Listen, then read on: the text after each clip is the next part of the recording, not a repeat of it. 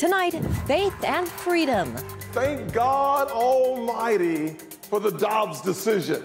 Front and center. I think the faith community is going to step up in a big way. As Republican presidential candidates fight for the evangelical vote. Plus, the 36-hour revolution, the fallout after the chaotic Wagner rebellion against the Kremlin, and the debate over defense spending.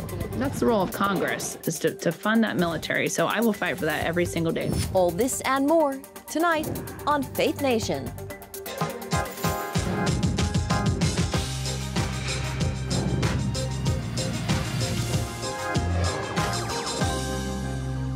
Faith at the forefront of the 2024 presidential race. Good evening and welcome to Faith Nation. I'm Jenna Browder.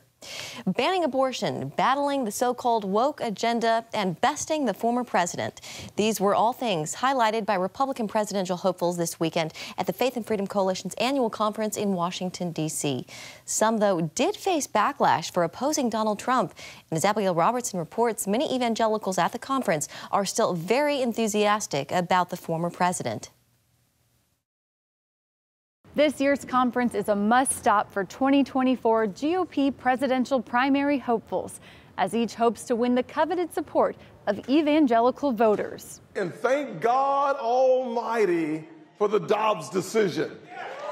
The 2024 contenders highlighted their pro-life, pro-family policies. Every Republican candidate for president should support a ban on abortion before 15 weeks as a minimum nationwide standard.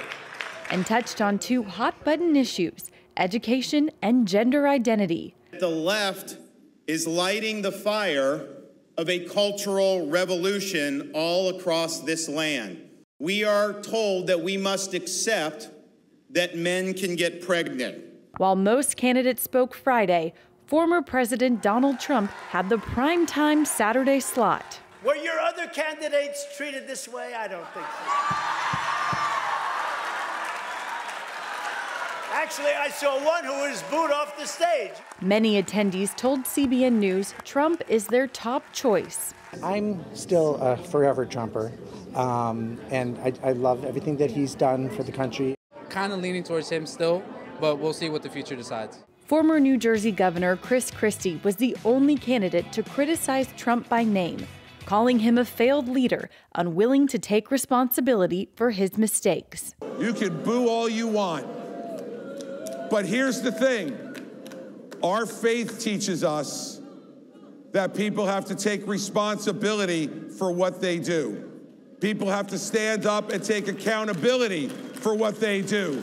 Every announced 2024 GOP candidate spoke at the conference. There's no path to the Republican nomination for president that doesn't go through the evangelical community. Faith and Freedom Coalition founder and chairman Ralph Reed tells CBN News the evangelical constituency is the largest and most dynamic of American voters. I mean, it's bigger than the African American vote, the Hispanic vote, and the Union vote combined.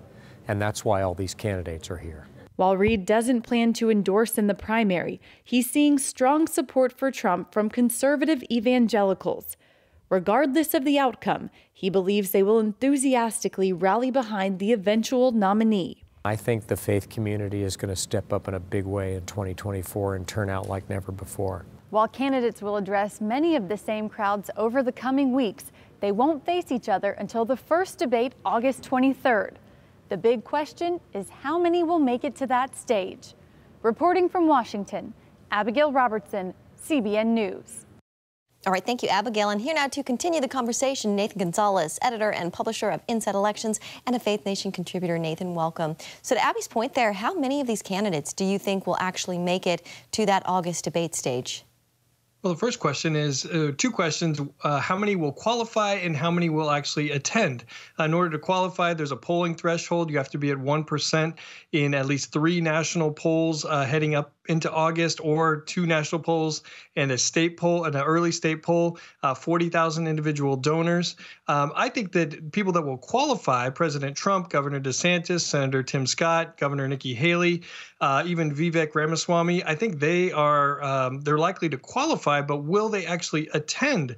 We've seen former President Trump criticized Fox News before, which is scheduled to host the debate, including some of their two other anchors, Brett Baer and Martha McCallum, who Brett Baer just had an interview with Trump that had some tough questions. So I could see Trump kind of trying to maybe find excuses and not to attend, although ceding the spotlight to other people is not something Trump does well. For some of the other candidates, Chris Christie, Governor Burgum, or even former Vice President Mike Pence, they might have trouble reaching all the thresholds. For example, Pence has household name ID. He's registering in the polls, but getting those 40,000 individual donors isn't going to be as easy because he waited longer in order to announce his campaign. Now, you mentioned Chris Christie, and he got booed on stage this weekend for comments he was making about Trump. Nathan, do these attacks work, or do they really just strengthen the resolve of Trump supporters? Well, this was no surprise to Chris Christie. I think in a way he probably wanted to get booed because he knows he's delivering a message that a lot of Republican voters don't want to hear, but he thinks it's relevant. Now, will it work or not? We're about to see over the next 4, 5, 6, 7 months whether that resonates.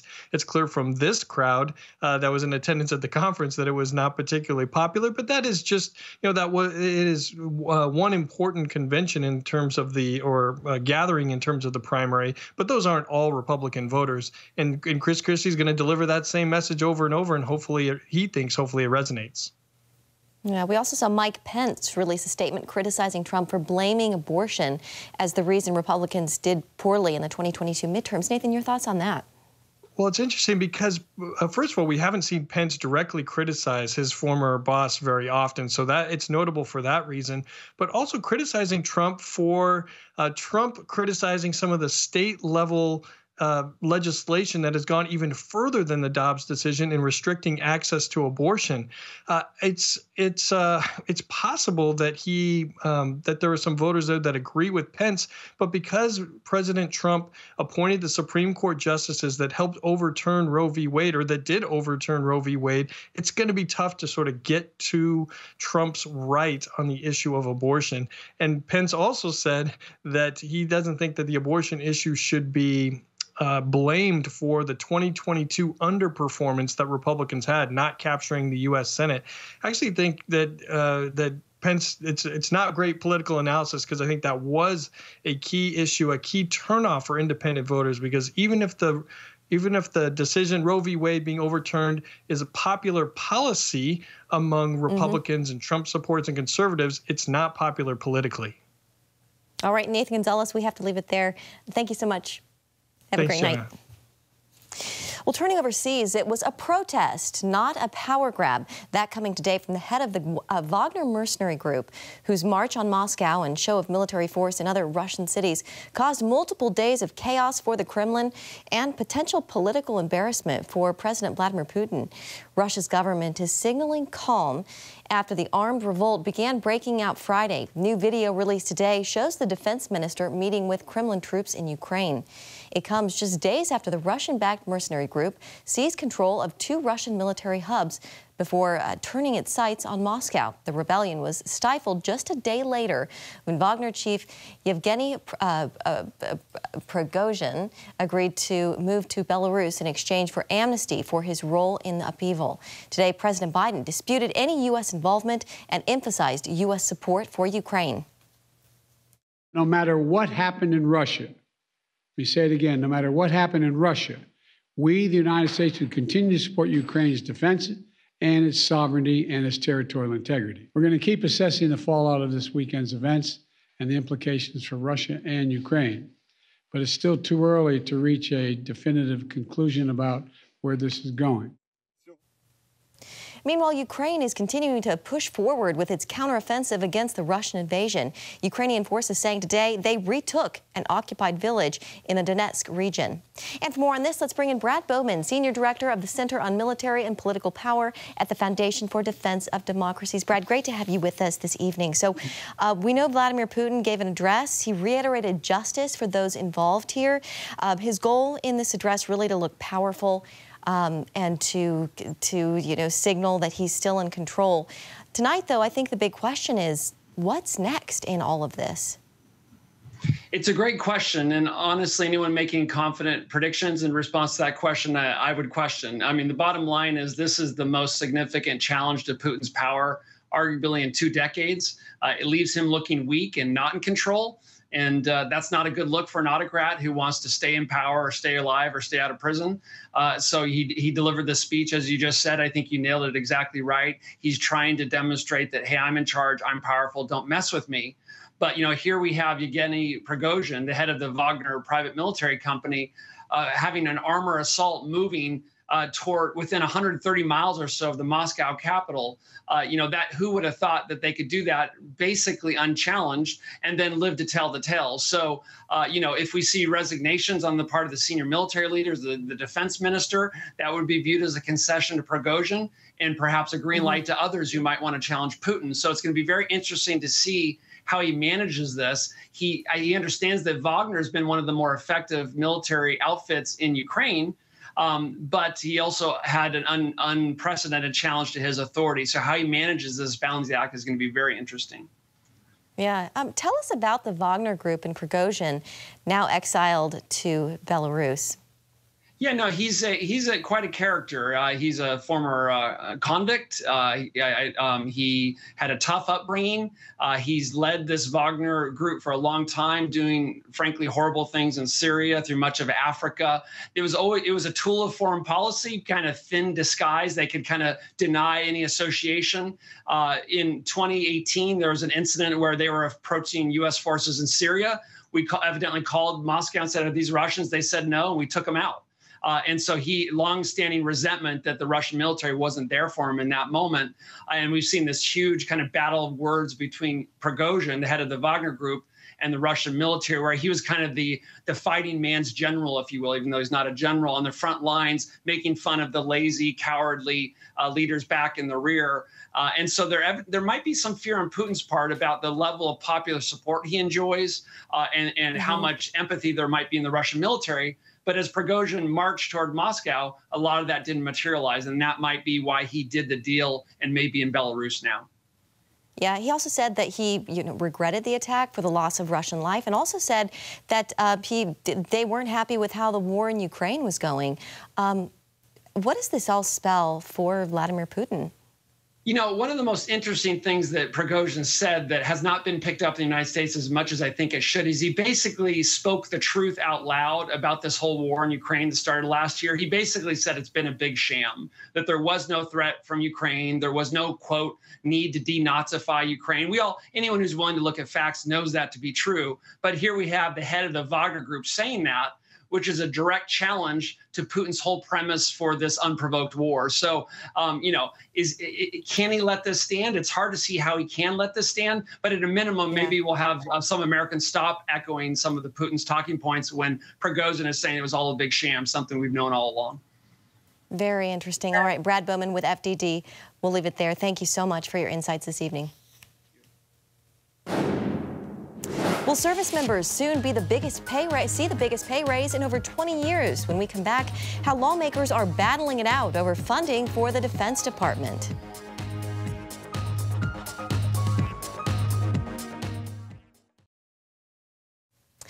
Welcome back. The United States Coast Guard is leading an investigation into the Ocean Gate submarine implosion. Just over a week ago, the Titan submersible imploded while taking 5 people down to the wreckage of the Titanic. All on board died. Now the Coast Guard is leading a team of investigators from Canada, France, and the UK. The goal is to come up with safety recommendations to prevent similar incidents in the future. The Navy says a large salvage system it owns won't be used in Ocean Gate recovery efforts, noting the implosion didn't leave any wreckage pieces large enough to recover. On Capitol Hill, the new U.S. defense budget is the largest in history, reaching nearly $900 billion. A Senate committee has agreed on a measure, and the House Armed Services Committee sent its version to the floor for a vote, too. National security correspondent Caitlin Burke is on Capitol Hill and has been digging into the details of that House plan. Caitlin? Jenna, I spoke with a lawmaker who played a role in drafting the House version of the bill. She says there's agreement that this is a huge step towards restoring U.S. military strength.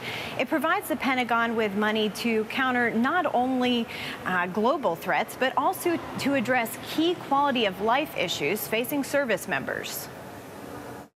We want them to have the best resources at hand, the best tools to do the job, which is war fighting. But we also want to take care of our servicemen and women. The House version of the National Defense Authorization Act provides an additional $300 million to support Ukraine, new programs and initiatives to counter China, plus a historic pay raise for service members. This is the highest pay increase they've had in 20 years. That's what our servicemen and women need right now. They're all struggling with an economy that's in tough times right now. So how can we help the most? Put more money in their pocketbooks. Republicans also pushed through several amendments targeting diversity, equity, and inclusion, along with other cultural issues like help for service members kicked out of the military for refusing to take the COVID-19 vaccine. While some of those more controversial amendments will likely face pushback during negotiations, freshman Congresswoman Jen Kiggins tells CBN News she's encouraged by the overall bipartisan support. We agree more than we disagree. We agree on where our threat is at in the world. We agree on who our adversaries are. We agree on a strong national defense and how that's our best deterrent. One of the more important measures for Kiggins involves military mental health care. Parts of my bill that made it into the NDA this week looked at mental health care in the form of a dashboard that really tracks how different places are considering things like childcare and housing, healthcare, spouse employment. And then what are we doing if God forbid there are cluster suicides? What is the response or the standard operating procedure for command? Kiggins, a veteran herself, admits greater long-term action will be needed to ensure America's military is strong enough to both support allies and stop adversaries. Regardless, she vows to be a fierce advocate for servicemen, women, and their families, a group that includes her own children. I'm a mom on a mission, right? I want to ensure that my kids have the best resources at their fingertips and their friends to be able to accomplish their mission and to do it safely. And that's the role of Congress, is to fund that military. So I will fight for that every single day. The Senate Armed Services Committee also passed a draft version that matches the total defense spending of the House bill. It also includes the pay raises and funding for initiatives to counter China and support Ukraine. After the House and Senate vote on their individual bills, negotiations will begin on a joint measure, and that is what will eventually head to the president's desk. Jenna? Yeah, Caitlin, you mentioned the pay raises. We know, of course, inflation is high across America, and oftentimes pay increases don't keep up. Is that the case here?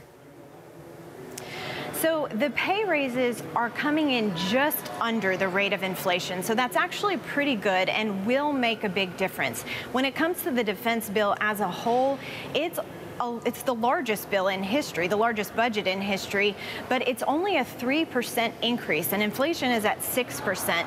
But that's the most that Congress could spend on the military right now because of that debt ceiling deal struck by President Biden and Speaker McCarthy. Jenna? All right, Caitlin Burke on Capitol Hill for us this evening. Thank you, Caitlin. And coming up, lower tax revenues sending cities into a so-called death spiral. What's causing it and what can be done? Next on Faith Nation. An exodus in America. Crime and a lack of upkeep are driving people out of some of the nation's largest cities, leaving those places with less and less revenue to fix their problems. Dale Hurd reports on what's known as the urban doom loop. For the first time ever, the city of San Francisco is spending $6 million for a national tourism campaign, hoping to change the perception that one of the world's most beautiful destinations has turned into an urban nightmare. How bad is it?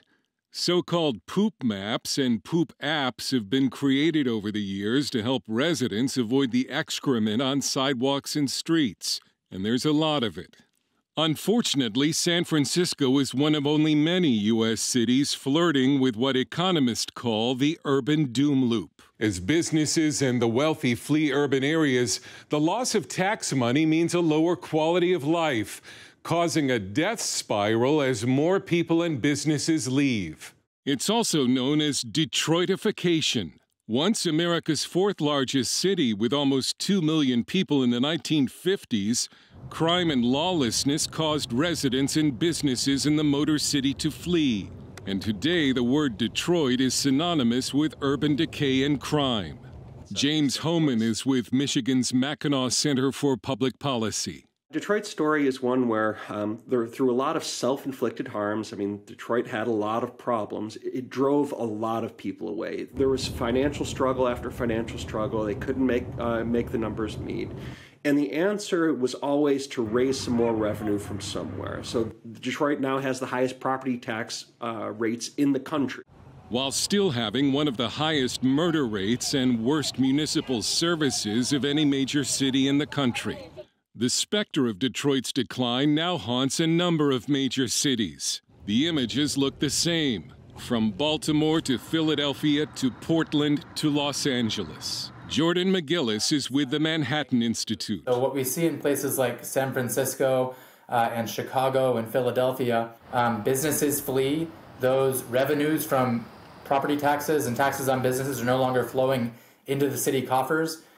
Services decline, and it accelerates that exodus. Made worse by liberal leaders pushing progressive policies like defunding the police. You add to that eliminating enforcement of drug laws, of allowing public camping. And with more and more people working remotely, coupled with an economic downturn, commercial real estate vacancies are growing. In San Francisco, almost 1/3 of office space sits empty. And the city's marquee mall simply stopped paying its mortgage and closed its doors.